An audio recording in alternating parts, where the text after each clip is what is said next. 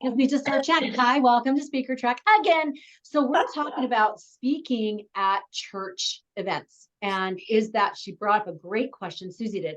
Is it just about you go and help them feel good and keep going and leave? And I think at the very baseline, if that's what you do, that's good. You are doing good, right? But I think since we're more enlightened speakers, we know that we have something that the Lord wants us to move forward. I think it's important that we share that topic. So Amber's going to talk about joy and maybe covenant joy, right? And she's going to give them doctrinal nuggets of why this is so important. And then she's going to give them takeaways. Here's 3 things you can do today. I'm going to give you this cool tip and tool. And maybe if you work it out with the Stake Relief Society president ahead of time and say, hey, I've got this opt-in, and make sure it doesn't lead to anything. Like there's no upsell, there's no downsell, but it's just, it has your information on it, right? It can have your website on it. That's fine. At least most Relief Society presidents are like, yeah, that's fine if people want more, or an email or something. But you just have, it's just a standalone that you give them value, just value, but you give them something. You give them a tool, a tip, a download, something. And then you're going to give them examples of how this has worked in people's lives successfully, and how so-and-so's found that covenant joy, and how I worked with this client and I was able to help her with her kids with diabetes, and they were able to overcome that because they had these wonderful healthy meals. So in your keynote that you're sharing that is very doctrinally based and quotes and all the things, you're still giving those seeds of, I work with clients, I'm a speaker, I have a journal, I teach these people. But you're going to do it in a way that's not trying to be manipulative. And I hate that when people say, just sidewind it, right? Just like, and then my book. I don't know if anyone has seen What About Bob? I just love What About Bob. But anyway, you haven't seen What About Bob, Amber? No. I think this is a miracle. I think this is the first time this has ever happened that I've shared a movie and you did not know the movie. Okay, I will say it happened at the retreat, and it was What About Bob that we talked about it. And I was like, I don't know that movie. I did not remember that miraculous moment. I could have really milked that and felt really good about myself because you trounced me all the other times. Okay, there is one part in the What About Bob, it's not, it's just, but he thinks he has Tourette's syndrome. So he starts going, I don't even really know exactly what he says because I just mute it every time that it comes. But anyway, that's the only thing. But anyway, it is so funny because he just has Dr. Leo Marvin is this psychologist. And so he's always like, he's getting interviewed by Good Morning America. And he's like, it's just going to be me and my book, right? He's just like all about himself. So we don't want to be like that. All magical me, Harry Potter. I know you know that one. Or that professor, right? It's all magical me. And he's just wanting to talk about his stuff. We never do that. And we're never going to manipulate the situation. So I remember, I don't know if I shared this, but I remember years ago at an education week when I was just early on in doing education week, I was talking with someone about this very thing. Like, okay, the bookstore asked for my books, but we're not really supposed to promote the books. And yet they want me to teach from the book because they're like, well, if you're teaching from the book, then we'll put this as a primary book, right? So I'm like, this is so confusing. I don't understand what you need and want me to do. And when I was talking, I was actually at a book signing at BYU, because if you're not teaching Education Week, then you can do a book signing, but you can't usually do both. So one year I was just doing a book signing, and it was either for Education Week or another conference. But anyway, I was doing a book signing with this gal, and she goes, oh, you just plant people in the audience. Yeah. And you just say, and then someone raises her hand and then goes, oh, do you have it like in a book or anything that I could get? And then you go, oh yeah, I do. And I was like, maybe I'm a noob at this, but that's so duplicitous. Like you're giving like, oh my gosh, I just thought that was so lame. And I was like, I'm not doing that. That's just lame. That's what everybody does. I hate when people say that, because then I'm like, am I behind the times? I don't know how this works or whatever. And I just went, I'm not doing that. Luckily, I had a book coming out, and I had sent on my newsletter. I didn't realize that the director of, because it would just take all the emails that we would get in, and somebody else was over that. So I didn't realize the director of Education Week was on my email list. And it was like, was it the next week or the week after? Oh, it must have been. No, it was going to be later on. It was a couple months later, because it was during Education Week that my book was going to be. Oh my gosh, I'm sorry. I can't remember all the details of the story. But anyway, I'm so sorry. I have told the story so badly. So I must have been at a different conference, and I was asking this, okay, Finding Nemo. There was a mollusk. It's like, don't worry, you're not a public speaker or anything. It's not like, or the vice president of the NSA of your chapter or anything like that. Don't worry, it's fine. There was a mollusk.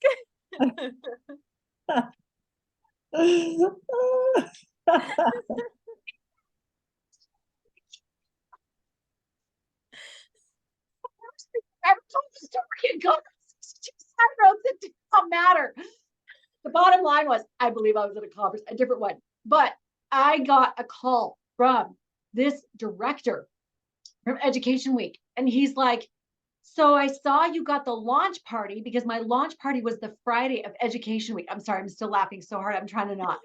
But my launch party was the Friday of Education Week. And that would have been like perfect for me to do that, right? And he got my email saying this launch party is on Friday night. Now, that wasn't to Education Week people, but he got it. And he goes, I'm just curious. It'd already been a couple of days into Education Week. I'm just curious if you have mentioned this in your Education Week talks.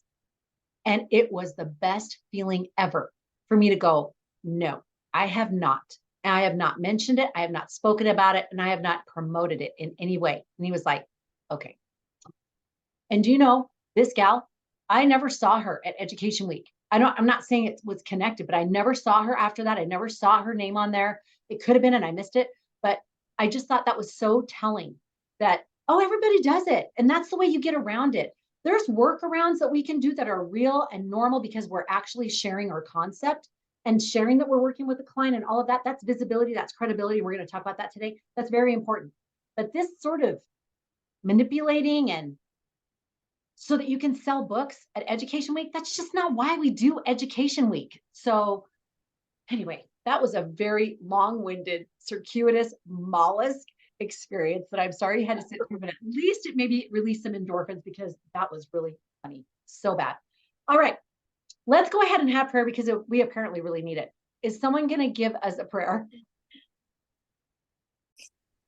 All right, fantastic. Let's go ahead and scoot to wins and learning. Since Amber gave us her awesome win that she did such a great job on her speaking, I'm saying that. And I know all the other women said that too. I'm not saying that she was being like that. And got 2 other speaking gigs. That really, I just need you to know, Amber, that is a really great validation of you. What you did resonated, what you did worked, and it replicated, and people want more of it. So keep going down that road. That's really good. When they don't say that necessarily doesn't mean that it didn't resonate. I can't tell you how many things I've been to, and probably you have too, that I didn't take the time to go up and tell someone after or ask someone. I thought, oh, I should probably do that. But the fact that they did tells you so much. So kudos to you. Thank you.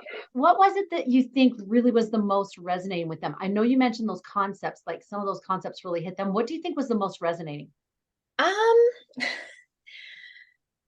The thing I get the most feedback on is how vulnerable I was in my story. They always say, like, thank you so much for telling us your story. I kind of have a charcuterie board of experiences. So I hit a lot of pain points, I feel like, which can be hard at times because it's like so much that I'm like, how do I narrow it down? But I feel like I tell it all in a way of like, I hold that space with them. And I always tell them, like, I'm not telling you life's not hard or that it shouldn't be hard. I just kind of say from the very beginning, like, life is hard and I will hold that with you. But like, this is what I've done to get through my hard times. And then I talk about the hard times, and then I talk about like what I did and like the scriptures or the quotes or whatever, and like I said, I talked about the prophet Joseph Smith, and I talked about Nephi, and I talked about a lot of stuff. But a lot of the times it's my vulnerability and my story that people appreciate. I love that. And I think that's across the board. That's that how your audience feels they can receive what you're saying is so vital. It's more important than these cool tips and tools that you can give. It's how they feel about you as a person delivering that. If they feel like they can trust you, if they feel like you're really there for them and not just, talking about themselves. So that's so great. Susie, wins or learning? First of all, congratulations. And I guarantee you did an amazing job. And you do just inspire. I was actually just telling this guy, I've been kind of talking to a guy lately. He's really cute. Anyway. I know, I want to hear all about it, but not right now, but I do later. Yeah, on the recorded Okay, call. we will end, we'll end like 5 minutes early so we can get the scoops. Are you kidding? Okay.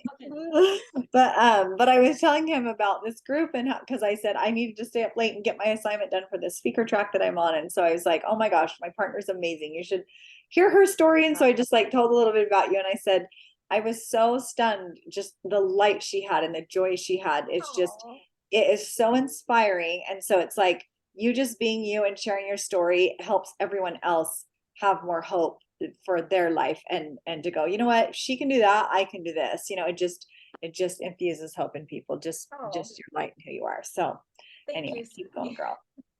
And I want to hear the whole thing. Did you audio record it? You should like audio record.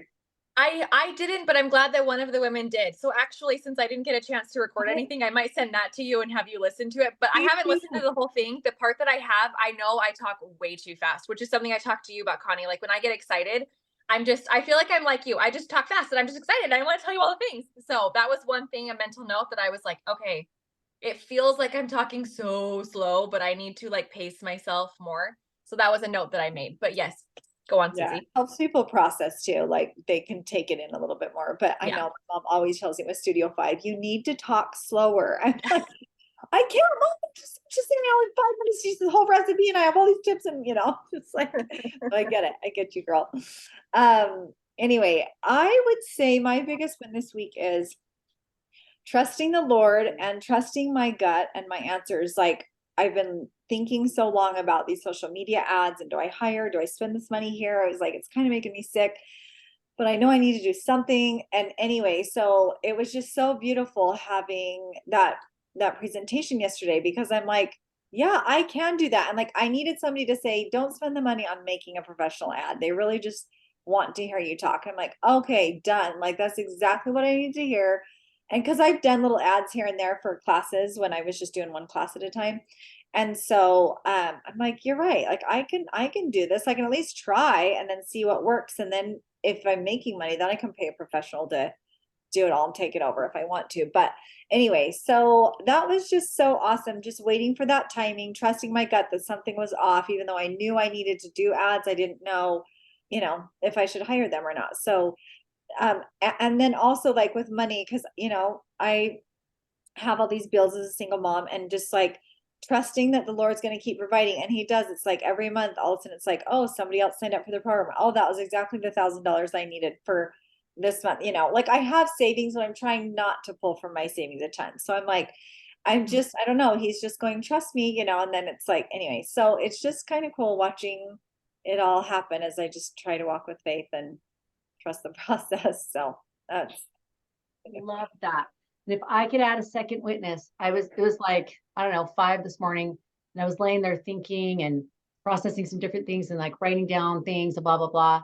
And you know, when you kind of go into that, just kind of talking with them, but you're in your head, you're not really, I'm not kneeling down or anything. You're just kind of like working things through with them and ideas and stuff. And just this piercing, but soft thought that just came through and just said, the Lord will provide. Like that was it. But it was so substantial. Like, I don't know how to explain it. And it wasn't in like a lot of different areas, a lot of different ways that just filtered through my mind. And I was like, oh my gosh, you're so right. He always has. He's provided a way or a person or a thing or whatever. And I can't tell you how much that helped me just. And I wasn't feeling like this, but I was just feeling like, how do I do that, and that? And it was just this calming, that's right. He's always shown up, always. I don't need to worry about whether or not he'll do that. I just need to focus on the part that I'm keeping myself and just make sure I'm showing up too. So I love that. Just want to second witness that, especially as a single mom. Love it. Well, ladies, this is fantastic. Okay, I want to hear your keynote point and your bullet points and where you're at. And then I want to talk about 5 ways to be able to increase your audience, be able to get more traction with your audience. But I want to know where you're at with your keynote as far as now you've already got that keynote, Amber, and now we just coached and you're going to be wanting to up level that. And we already had some ideas of what you could do with that. Susie, do you want to share anything about your keynote, or do you have any questions about, you got your 1 point, that's what you were talking about. And that was like, okay, I've got my 1 point. Do you want to share with us what that is and what the things, maybe the 5 S's are beneath that? Sure. Do you need to share screen, or are you just going to share? I can share screen if you want. Maybe that's easier than Let me just security. Hang on. No, let me get. I'm right here.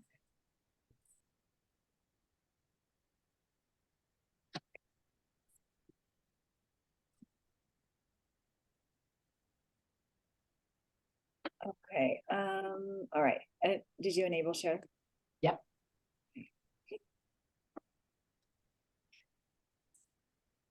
All right. So this is some of my bullet points. So my first bullet point is kind of answering some of the what, like what has changed with our food over time, you know, then, and these are just some of the ideas, the commercialism, unhealthy oils, you know, all of those things are going to go into these little points underneath. So I have a slide that shows this is what food looked like 100 years ago. Then my quote is, we have more food than any other generation, yet we're the sickest we've ever been. And then why is that? Is that a good quote? Oh, Like, good. I feel like it's powerful. Okay. Yeah. Yes. Why is that? And then I show a picture of all the processed foods with the artificial colors and sweeteners, you know, just packages, whatever. And then talking to them about food scientists and how foods are created and how they make them addictive. And then a little bit about how the commercial food industry has big pockets to advertise, and that's why they have all this money to do all these things, but farmers don't have a budget for advertising. Nobody's advertising fruits and vegetables. You know, these farmers are barely making enough money to survive. So you know, so we're just in this environment that's really hard because, you know, of how it's commercialized. And then the new abnormal, talking about another reason why we are where we are is just our sizes of food. Back in the day, they were these tiny little hamburgers and a little drink and a small fry, and now we're, you know, up to here. So that kind of shows the different food. Another reason why is, so then I share a story about Mayor Bloomberg, and it's about soda ban. Like when he got first put into office into New York City, there was a huge inflation in the budget for healthcare, and he wanted to know why, and it was all because of the type 2 diabetes people that they were taking care of, and they were now even down into children. And so he's like, how can we make this better? What is like something we can do? And, you know, their team of people came up with, well, what if we could just limit the size of soda that people have in the city? Like we only sell small soda. Like that could help a ton because it will decrease the sugar, you know, intake for everyone anyway. And it didn't pass, obviously, but it was interesting that was their solution, is just reducing soda, right? So that's one thing we can do, is just decrease the amount that you're drinking if you're a soda drinker. And then rethink your drink is a picture of the sugar amounts in all the different drinks. And so I talk about how like even a chocolate milk a kid drinks at school, or a Capri Sun, already has the amount of sugar that the American Heart Association recommends that children have in extra added sugars per day. So just them drinking that one thing at school means like now no more fruit snacks, candy, whatever. And they're, you know, Practice. you don't even think twice about giving your kid a Capri Sun or chocolate milk, right? So just awareness around that. And then the public health crisis. So the stat is about the type 2 diabetes on the rise, that more than 37 million Americans have diabetes, about 1 in 10. And actually my slide has more on this. It shows the current rate of inflation or how it's rising is, in 50 years from now, 1 in 3 people will have type 2 diabetes. So it's staggering with how fast it's growing, right? And anyway, so that's kind of more of my what's, and then this then I kind of end it with this woman getting all this advice, right? You need to get sun for vitamin D, but don't get skin cancer. You need to eat more protein, but you just eat plant protein, you know, like all the confusing advice. And it's like, it feels so crazy. So I'm like, let's just like bring it back to the basics and help solve that problem. So, and then we go into more of the why and the what, or the why and the how in my next section. So Okay. I think I had my story, quote, stat. Wait. Oh, yep. I want to stay right there. So Amber, any thoughts on that? Oh my gosh. I just think it's so incredible. I love that you have so many statistics, because I find that I want to do better, but I have a hard time like not like understanding why, but like things to stick in my brain as to like why this is important. So now so many of those things, I'm like, I'm going to be at the grocery store and be like, this, if that makes any sense. Like, I love the quotes that you have when you have like true facts, statistics. Yeah. So in the what, or in the how, then I can give some of those, like, okay, this is how in the grocery store, let's just avoid that high fructose corn syrup, right? Or get something with regular sugar instead of, anyway. So I have the little facts of advice to give to people that they can take away. So is this your hook kind of a thing, or is this your first point? No, it's my first point. That's what I thought. Okay, so the first point. So I have a couple of thoughts. Okay. I love, like she said, all the fact-based stuff on this and the stats on it. This is so good because it gives truth and form to the things that we're hearing of, we need to XYZ, like help ourselves and our kids be more healthy. So I'm going to come at this from how women will receive this. And I think this is a really important thing, and just some food for thought. Ha, ha, ha, ha. See what I did there? Okay. So just some thoughts there on the what. I think a word that you said, I was looking for what's the what, because you've got a lot of what in here, and it's really a hammering how bad our system is and how bad our food is right now. So if you're talking to people, they can be, again, this is just an idea, but this is what I do see in here. They really are averse to like feeling like there's people who are, what's the word? Not maniacs, but what's the word? They're like extremists. Yes, extreme. Okay. Oh, so somebody needs a number. You have to choose between 3 numbers. She's trying to get into Google. Okay, 47. Sorry. Let me just get her in. My bad. Sorry. You're okay. Okay, yeah, she's good. All right. So what I think what would help is if you had something like you said, this awareness thing. I love that you said awareness. And I think that would be a good first point is saying first, before we make any changes or any shifts or anything like that, we probably need to have awareness. Now, the way that I would recommend that you maybe do this, and this is just one approach, is your journey. If you come at it with these women, like, I'm this mom, or I'm trying to figure out how to make my, my meals healthier for my kids and things like that. But do you ever feel like there's just so much, like you said in that last point, there's so much. Start with that. There's, if you do vitamin E, but you can't do this, you can do protein, but it's what, and I was just so confused. Anybody felt that way? That's the buy-in from the beginning. Anybody felt that way? You're one of them. You're not coming in as this extremist, fanatic. That's the word I was thinking of. This fanatic that's like, now you've got to go in and clean out everything in your fridge, and now you got to eat nothing but, spelt, whatever. So I love if you could start with this. I'm one of you, and I was on this quest, this journey. Everybody loves the story of a quest. So go on this quest. I wanted this quest.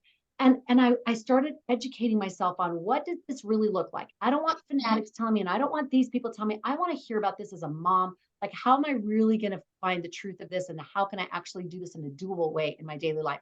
I think if you approach it in that journey, then you're going to say, the first thing I realized I needed was awareness. I need knowledge. I needed to know what I was up against and how bad is it really, and what does it really look like? Because I go to the grocery store and this one says organic and this one says natural and this one says this. And guess what? There's a whole bunch of range in all of that. And I think I'm buying something really good for my kids, and it turned out I wasn't. So that's when you can get permission from them, because you're on a journey. You can say, I found out some pretty amazing things. Then I would only hit them with like 3, maybe 4 things. Because if you get too statistic and too facty, they're going to check out. Another thing that you can do within those facts is you can show how you applied it. So I love like the artificial sweeteners and commercial food and things like that. And maybe use that Mayor Bloomberg or whatever. I would think about what matters to them and what's a powerful experience of, like, I think everybody knows stats are bad and things like that. But what's a personal experience that you've had with that? Do you have a child that's had diabetes? Do you have a child that, I had this child who loves red vines. And he was addicted to them, and I couldn't get him off it. And I thought, well, how bad are they? And then I figured out how bad red vines are. And I was like, well, it's not bad if that's all he's eating. But then I realized, oh man, he's got Capri Sun at soccer practice and a Rice Krispie treat. And then he's got this at the school lunch. And then he's got this and for breakfast. And I'm thinking it's not that bad. But by the end of the day, his poor little system's been assaulted. And then you can address the mom guilt and say, you know what? before I ran down that road of mom guilt, I realized I had to do this in a doable way. I couldn't change everything. And that's where your quinoa taco story would be so great. You're like, you know what? I was reading all this and I went, I'm making a change. I'm going to overhaul what we're doing and then share that story and say, so we don't want to do that. We don't want to go to extremes. And I think that's one of the things that's so beautiful about you. And I think would be a really good point is neither extreme is helpful. Being all natural and eating cardboard and eating bark off the tree, that is not going to be helpful. And then just saying kids can eat whatever they want. I just talked to a gal the other day. We were hanging out at Halloween and she's like, you know what? I've just given up. They can eat whatever they want. If they just want to go in and eat, I just think naturally they're going to gravitate to good stuff at some point. I was like, it's so hard to know what to do. And inside, I was like biting the inside of my cheek. And I'm like, oh my gosh, Susie, you would have died. Because I'm thinking, oh, do you know what's happening to their little systems? And they're in this growth phase. So anyway, sharing experiences like that as you go. So you hit a stat or really choose like the top 3 vital stats, because you could stat them all day long, but top 3 vital stats, and then share a personal experience or an insight or this is what I thought. No, that's not going to work with my kids. They said to just eat 4 things a day. And I was like, that's not going to work for our family. Because what you're going to do is address the pain points of what they're feeling as you're telling them this stuff. And if you can acknowledge it and say, you know what, I was there.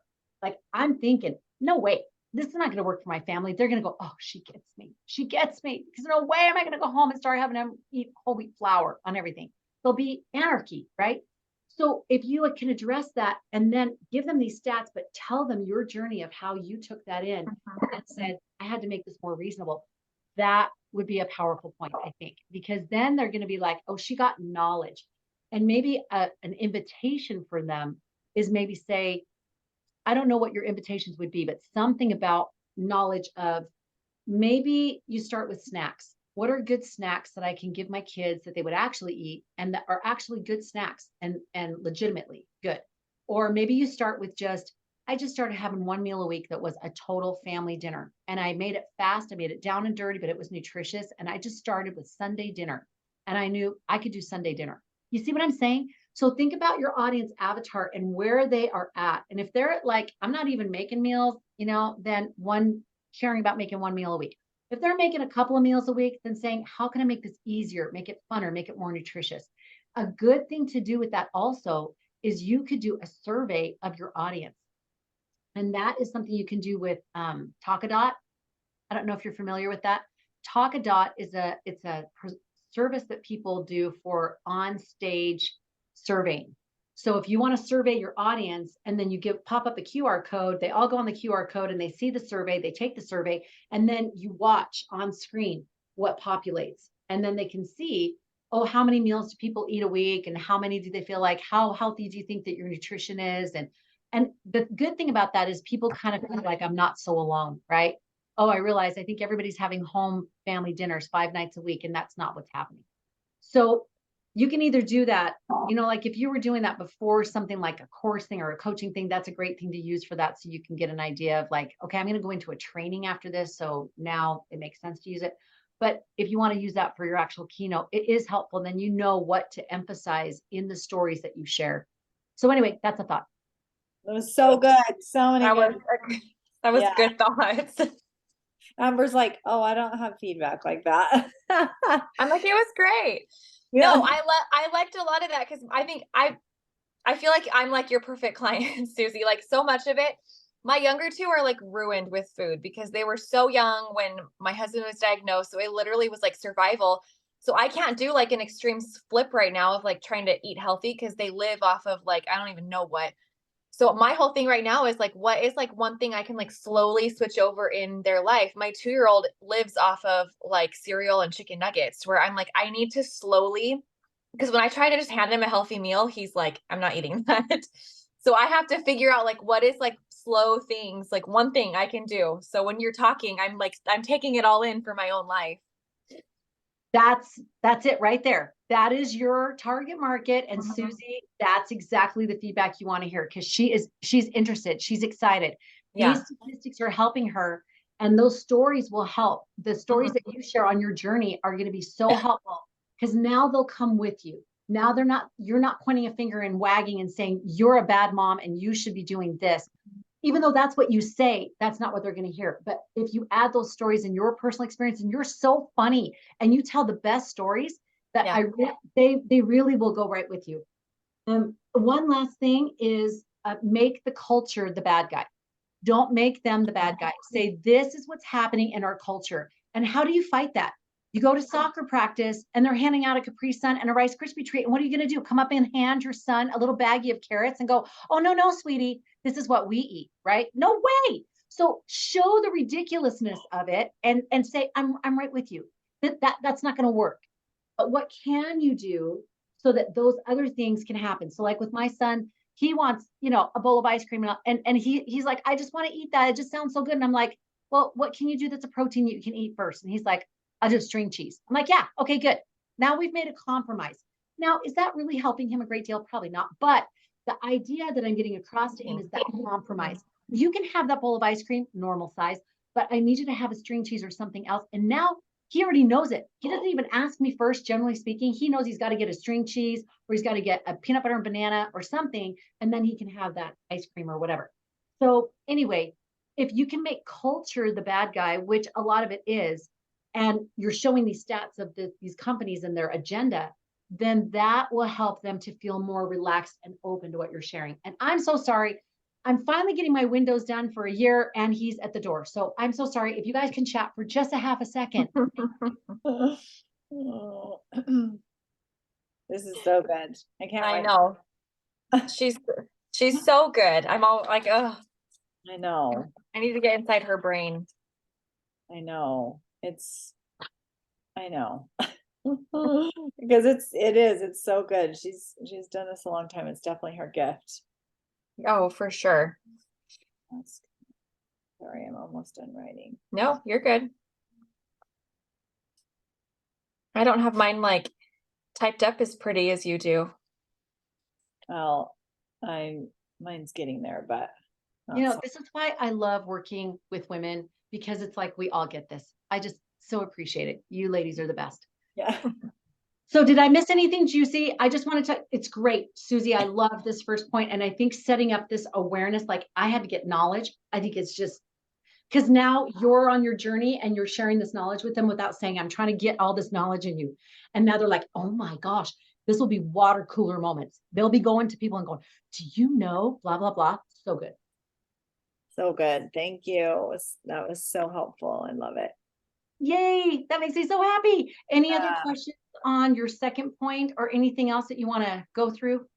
My second one is why do we need to spend time in the kitchen to be healthy? So I have a good quote by President Nelson about the body and how amazing it is. And this is where it gets fun, where I talk about like, all the foods and what they do for the body, how they look like the human body, right? How the carrots look like the eye and they have beta carotene that's so good for our eyes.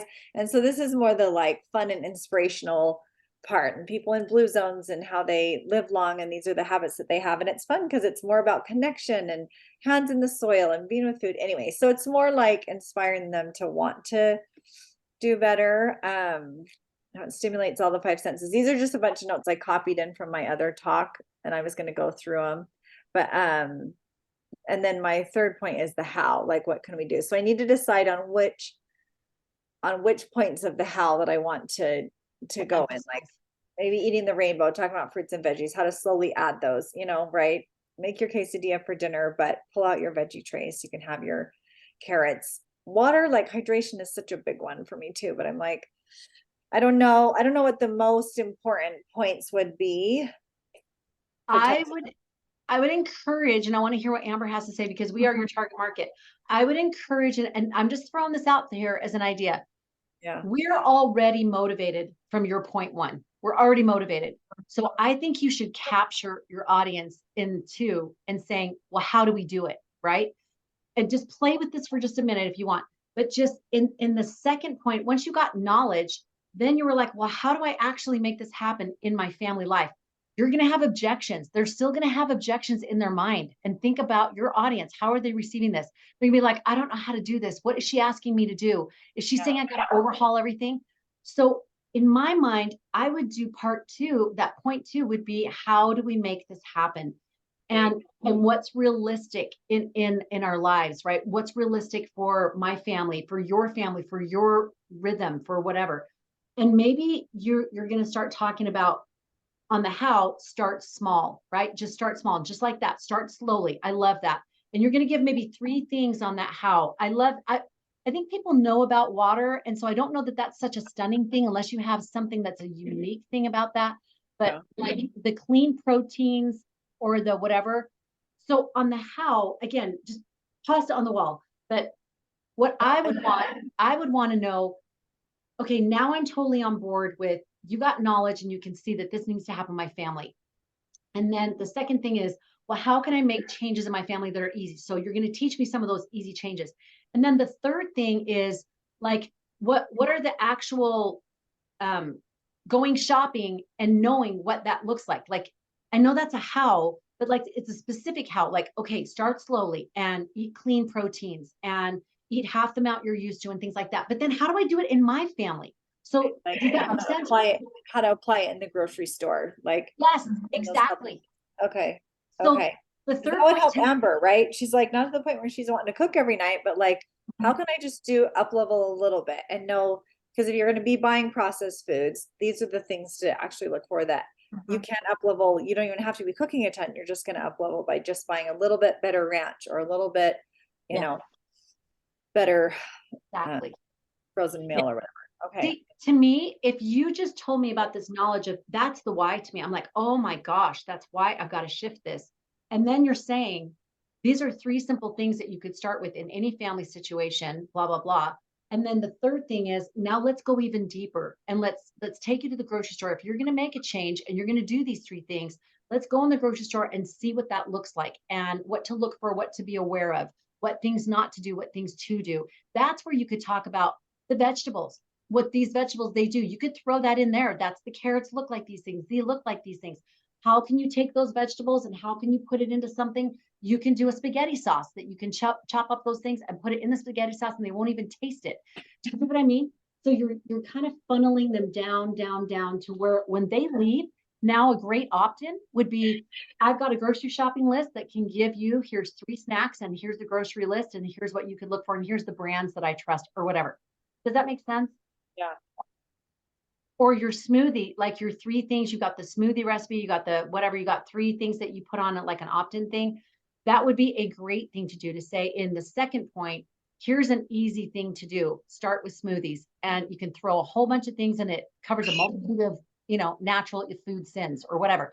It just, you've got this thing, this opt-in that now you can give them a freebie. I don't know. It's thoughts. Okay. Yeah, I mean, like, ditto everything that you just said.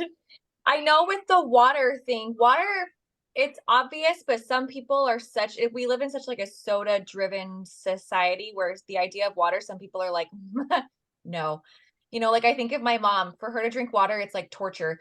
They don't like the taste of it or whatever. So maybe either like simple steps to go from like drinking only soda to like incorporating more water into your diet, or to drink water without it, like, I don't want to say tasting so bad because I like water, but just how to get more water or like what you can add to water to. Yeah, like I have examples of even better sodas, like, like the Zevias that are sweetened with stevia versus the high fructose corn syrup or the aspartame. And then like waters, even the water packets, like a lot of them do have aspartame. And so in my program, I teach people, these are the ones that are naturally sweetened, and so this is your fruit infused waters, your different flavored waters, different electrolyte ones. Like there's so many different ways you can make water more exciting, Yeah. So something like that. I know I get to the afternoon and I'm like, I just want to taste something different besides water. So that's where I'm always searching of like, what can I add to my water? Just say something like that. If you're looking for a different taste, like this is what you can do to your water to make it a little more exciting. Yeah. I love that. That's an idea. And if you do it in that way, I think that's huge because that's where you can bring in the soda issue, right? And then you can stair step them with that. Here's healthier soda. Here's natural fruit flavors for your water. Just make a little stair step so that little bit, and you will change that habit over time so naturally. I think that's awesome. That's what I mean. Like water's been kind of kicked to the curb, but if you have that unique concept or a unique add-on, a lens to put on it, so good. Yeah, because a lot of people don't know. They just think, oh, Crystal Light. I'm like, no, Crystal Light has aspartame. They now have a better brand. They now have a cleaner line. But and that's what's fun to educate them on, is like, this is what it looks like in the store. You know, just by making that simple change, can make a big difference. I love. Any other thoughts? We're going to go ahead and wrap up, but do you have any other thoughts? Thank you. Awesome. That's huge. Okay. Yay! I'm so glad. Well, we have just a few minutes left, and I know we want to leave a few minutes to find out all the scoops in your life, because, you know, that's just as important. But I thought I would share just a quick few thoughts on how to expand your influence. So especially as a speaker, in your social media and in your messaging and the things that you're doing, it's so important that we drip system that you're a speaker and that you're valid and that's what you do. And Amber just had that experience where people are like, is this what you do? You know, after she spoke on Saturday, and I love that she had a moment. She's like, we got to do what I do. Magical me. Yes, I'm a speaker. I'm going to put that on my license plate. I'm a speaker. So I just wanted to share with you 5 things that can help solidify that with your audience to be able to increase that reach and traction with them seeing you like that. Okay, so think about this with the lens of a speaker. So the first thing is credibility. You need to show credibility. So I was saying to Amber, make sure that you do not just one post on that, but you leverage that speaking opportunity. That's why when you go to a speaking opportunity, you're taking a picture outside with the women or all together. I don't usually, like, someone took a picture of me speaking at the singles fireside, you know, up at the podium. And I was like, okay, you gotta don't take pictures at the chapel. But anyway, but out in the foyer or in front of the church, or just a bunch of you all together, it's an excuse for you to be able to post that and say, I loved these people and I love talking about this topic. So don't just do it in a story, do it in a regular post, and then don't just do it once, but you can share later another thing of, you know, as I've been thinking about this topic, I've realized there was a piece that I want to add on to this when I was speaking at this thing. And you can reuse that again, but people need to see you speaking. So Studio 5, you can leverage that, which you do, you know, to the hilt, making sure that you mention, oh, I do a story when I go up to Studio 5, you probably do too. Hey, I'm recording today for Studio 5 and filming today. And then check it out tomorrow. And then when it comes out, you guys, Studio 5's out today. If you want to check it out, it's live at 11. And then in our newsletter, I post it in the newsletter. And then I post it again when we actually put it out on our thing saying, hey, if you missed it, here you go. It's Studio 5. So again, people need to see that you're credible, and they will do that when you're showing that you are speaking in places or that you are connecting with speakers. Susie, you can do something where you're connecting with one of the contributors, or like when I go there, sometimes I'll see somebody else, Wendy Paul or whatever, and I always get a picture and be like, oh my gosh, I saw my friend Wendy Paul. That's so great. Again, showing that you're credible. You're not just doing a segment, but you're friends with these people. They like you and you like them, right? That this is your culture. This is your world. So credibility, that's the really important first one. And I got these notes and they're so small. And even if these opportunities are free, those are so good. So we were just talking about looking in your local TV station, your local newspapers, if they have local like AM radio station or whatever. I did that years ago and did AM 820. But if they have an AM station, that one was actually big. That was KSL. But I had been interviewed on this. It was like car radio or something like that. I had gone up and done an interview. Even if you have things like that, take those opportunities and utilize those. I've done studio chatter, which has been at my local Spanish Fork does studio chatter. And it's so great. They have it actually a 2-camera setup. So it's a really nice setup. So check out your local area and see what else is doing in your town. That's down by my Woodland Hills. It's Spanish Fork and it's kind of a neighboring thing, but it's a great setup, and it gives me, again, more credibility. So the more that you build your resume with these opportunities or things, that will help them to feel like, yeah, she's really an actual speaker. The second thing is visibility. Now, this is a little bit related to credibility because it is about getting out and about, but this is even things of places you're going, people you're seeing. That's me talking about NSA. That's me saying I'm coaching with Chad Hymas. Like, it's visibility. I'm with people who are visible, and I am visibly out there doing my craft, doing what I do. I'm going to talk about speaking at BYU tomorrow, and I'm going to be at the luncheon with Sharon Eubank, and I'm so excited, and things like that. That visibility that I'm actually doing what I'm talking about. So maybe, Amber, you're at a conference about joy. You're not speaking at it, but that's a visibility thing of I'm actually still in my genre of what I'm doing. And maybe for you, it's you, Susie, connecting with someone who's a chef, or when you did your Croatia trip, that's visibility of I'm doing something that's awesome, and you wish you were doing it too. I do wish I was doing it too, but it's with your genre, right? So people are like, she's out there doing. I better, if I'm talking about teaching people how to speak and write and do media, I better be doing that right now, regardless of the credible opportunities, but I better be doing that right now. Otherwise, people will be like, yeah, she's not really relevant. The third thing is connectability. So that's that approachableness that we were talking about. So like the other day, I did this social media post that was just like a story. Came out of working out, and my face was so Scottish red, and I just don't sweat pretty. I just had these piecey, sweaty pieces. It was not pretty at all. But I'd had a thought, and I wanted to share it. And I was like, they need to see me like this. Not all the time. That's too traumatic. But they need to see that and relate to me and know that I don't just pop up and then speak and coach all day long. Like that's me in my natural habitat. So the connectability. And that's what, Amber, you were experiencing when you're in that speaking, and they're like, wow, I just really am relating to you. And Susie, that's you in your segments. You're so relatable because you're not all like, you should be doing this. You're all about how can I make it happen? And that's so good. Then the fourth one is viability. That's the pain points. You reflect and show in your social media, you get their pain points and you're solving them. You have solutions for them. I love that post that you did, Susie, that had those favorite tools, cooking tools. It was so good. And then you're like, hey, I got this, awesome list that you can check out if you want to make that easier. Oh yeah, totally. Now I've already done that because I went on your website or whatever, but maybe a different list. But it's so good. That's showing that I get your pain point, and now I've already done the legwork to figure out what you need. So I filled it. That's Brooke Romney. She does that so good with all her lists. She's like teen guide, teen gift guide. I've already done all the legwork to find out what's the most popular gifts right now. And that just saves a ton of time. So the viability is you're actually showing that you can fill the need. The other part of viability is showing that you have done that with other people.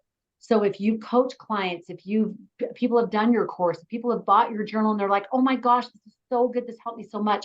It's showcasing that. It's saying, thank you so much to Jenny, who told me that she just had this sweet experience with the journal. I'm so happy to hear it. That's the point of me doing this, is I wanted to get joy, covenant joy or joy in your lives. You need to show that people are having success with what you're doing. And then the last one is enjoyability. And that's where you are enjoying doing this, which can get squelched, but you're enjoying it. You're having a ball. You're looking happy about it. And it's not fake happy, but it's like, man, I love what I do. Gives them something to shoot for. If Susie, you're talking about, oh my gosh, we made this meal and it was so good. I remember I made this meal, this pork chop with this peach glaze, and I put it with the mashed potatoes and the sauce that went over it, just like they do at a restaurant. And so I put the meat on top of the mashed potatoes, and then I laid the asparagus over the top, and then I drizzled stuff over. And the kids were just like, it made a mess within like 10 seconds, but it looked so pretty. And I was like, oh, sometimes you make a meal that just slaps. And it did. It totally did. Enjoy. Like, I'm having enjoyment. My kids are loving this. They're eating healthy and they were loving it. That's success. You want to show that. That's the enjoyability. So that's in a really quick, fast way, those 5 things. So I encourage you, especially now that you're in the speaker track. I was just telling Amber, I'm encouraging you to seed bed that you're a speaker. Encourage you to say, when I'm speaking about this on Studio 5, not just I'm filming an episode or whatever, when I'm speaking about this on Studio 5, when I was speaking on Saturday, make sure that they understand that you are a speaker and that you can share about that. And to seed bed these experiences and opportunities. And Susie, for you, like people doing your course, that when I was coaching with this client, letting them know that you're a speaker in that way, you're coaching, and that's a speaker as well. Any thoughts on that? Super good. Good. Awesome. Just some things to keep in mind, out of the 642 things that we talk about. All right. I am going to stop the recording. Great job, everybody. And now we're on to the good stuff. All right. So what